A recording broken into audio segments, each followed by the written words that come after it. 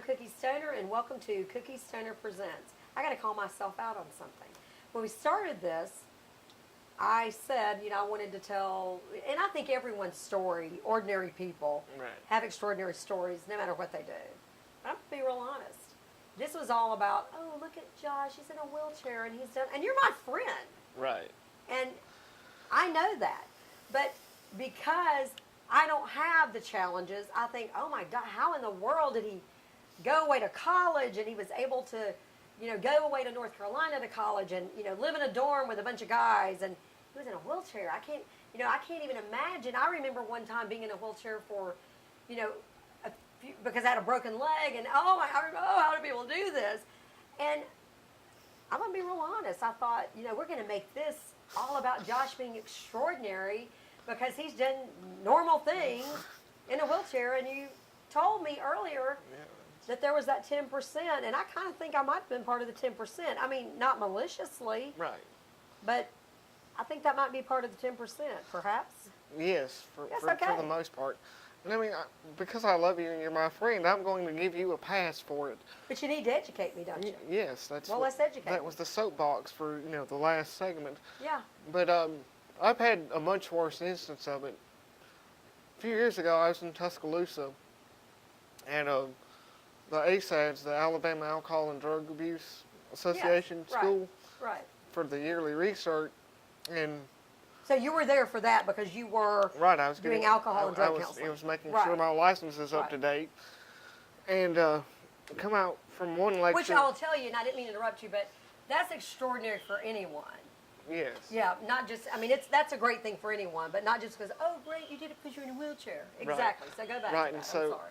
we came out of a lecture, and it was time for stretch your legs or, well. Oh my God, you can't for- say that to me. Yes, You're not going to laugh yes, in the I middle of a can. serious segment. Yes, you should.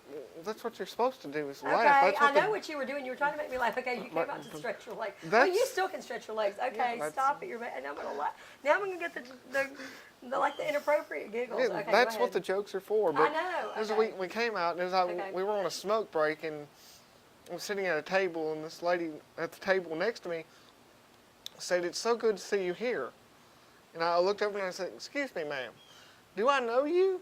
I mean, have we met?" Because I used to do things that led to memory lapse quite often. Yes. And Yes, I've heard. I said, "Do I know you? Have we met somewhere before?" She said, "No, I just think it's, Oh. it's inspirational that you're out here doing this." Oh my gosh. And I said, "Where should I have been? At home in the closet crying? I'm here getting my license restarted like everybody else. I'm trying to be, a decent, productive member of society, and here you are saying I'm inspirational." And I will not say how I closed for the sake of your audience. Right. Yeah, because I can only imagine. But yeah, I understand. And things like that are, But here, I totally get you because you're my friend, and I am, and I think it all goes back to awareness. I hear you say that this lady said that, and I just want to go, oh my God, bless her heart. But I don't think I would. I don't know that I would, but I can Right. see someone thinking like, oh my gosh, because I think they're basing it on their own. right. Like I said, the time I was in a wheelchair for 2 weeks, I mean, I was just like, I don't even know. How do people, Right. how do you adapt? Because in 2 weeks' time, obviously, I didn't. So I get it, yes, but I don't even think she was Right. and she didn't do it maliciously, and she probably needed to be told. But I think that's why we need to educate people is, so what? And largely it was not, I mean, we talked earlier about the invisibility thing. Yes. I mean, here's what that is exactly, is that people look at me and I somehow become removed from the chair because when they look at me, they think, how would I deal with the chair? And Yes. the honest truth is nobody knows until they have to do it. I wasn't born with a magical set of skills about how to climb stairs or get in your front door and through your house and onto your back porch. And we do know that and you do it beautifully, but it Right. is used to when you would come over. I remember like just holding my breath, like, oh, do I help? Do I do this? Can he do it? And you're Right, just like, which- you. Right. And again, that sort of apprehension is, normal because most people aren't around a whole lot of cripples or, however you want to say it. Right.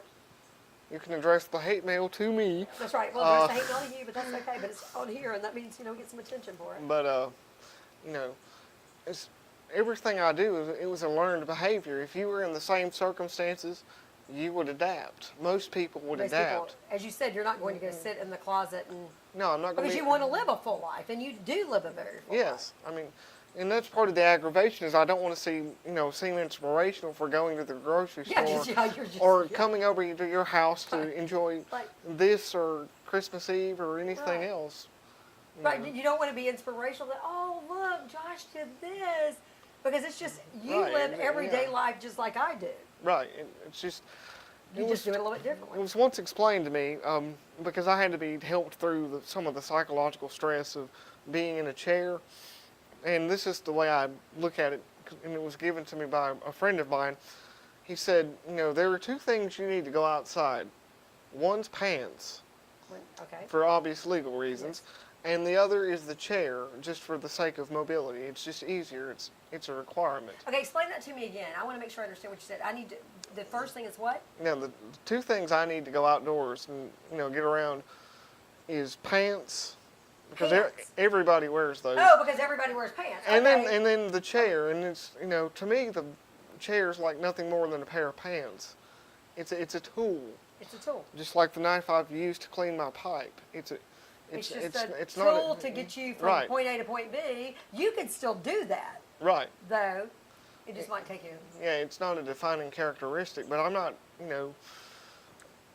I'm not unaccustomed to people having a lot of misconceptions, and depending on who. You're accustomed to it? Yes. Yes, of course, you are accustomed.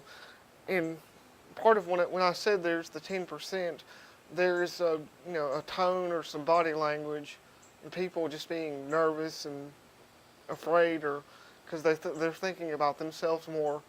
I would allow you to say the word cripple. Right. The thing is that there are people, they hear me say it twice and they think they're on the list. Gotcha. And it's Right. not something I use lightly or casually. It's Right. it's an actual descriptor. Right, because as you said, your the whatever lack of mobility or whatever you said, mobility of your limbs, whatever crippled. Yes, meant in the it's- 1972 Webster Dictionary. Right. I'd have limbs that don't work as they should. As they should. For you, they're how you get around. For me, they're decoration. Okay, for you. Okay, I'm sorry. I'm going to laugh at Right. that. No. because- right, Well, because I can, that's but- part of the point. but That's the point of the humor, though. Is not when it started out. It was a defense mechanism. It was for me to control what made you uncomfortable. And now it's pretty much the opposite, because people wander around and like, I can't say this. I should say this. Like I got told last week or last month, I should say this. Someone told you that? No, that's pretty much how people Oh, behave. that's how we're all told. Yeah, that we that's- don't, and that is true. Well, I think another thing is, if you hang around you enough and you become your friend, and I don't want you to be like, oh, I got my one token, Right. friend. But if you do get to know the person as the person, which is what I got to know you as the person. I mean, this had nothing to do with it. Right. I mean, absolutely, and we know that. We bonded over, literature and philosophy Right. and all sorts of things. But, so this had nothing to do Right. with it, and that's never an issue. But I can see how if someone is just seeing you every now and then, they see that instead Right. of like, oh my gosh, what is Josh talking about today? And to, in the jokes, the humor became, because I know that people are looking at me and there's. And you know that I look past, and I don't mean to say I look past it, but it's not Well, even I mean- an issue. Well, we've known each other long enough that, you think of me as the I think of you as- well-read and intelligent and well-spoken, Absolutely. etc. And But snarky, don't forget snarky. oh, yeah, Yeah, absolutely. forget it, yeah. But the thing is, you looked at me at one point and said, "There's the chair," and whether you meant to or not, you had a certain set of conceptions about or misconceptions about what it would be like or what it is like. Actually, I was real intimidated by you And- because you're and- snarky. And well, the And you're point. very well read. And the point of the humor is, for 95 to 98% of the people I deal with, they're going to be thinking about the chair and they're Right, going and to they're miss not going to me. get past that. So Exactly. to help them get past that, I make light of the chair. I make light of them being uncomfortable. Okay, Josh, we're going to wrap up with that and go ahead and tell, you can look directly into the camera and tell everybody what you think about that. Look directly in the camera. That's going to make me way too nervous. Okay, Look at me and tell me what you tell everybody about that. What you think Yeah. about that? Loud too. I don't know if that makes any sense to you, but it makes pretty good sense to me, and that's quite frankly all that matters.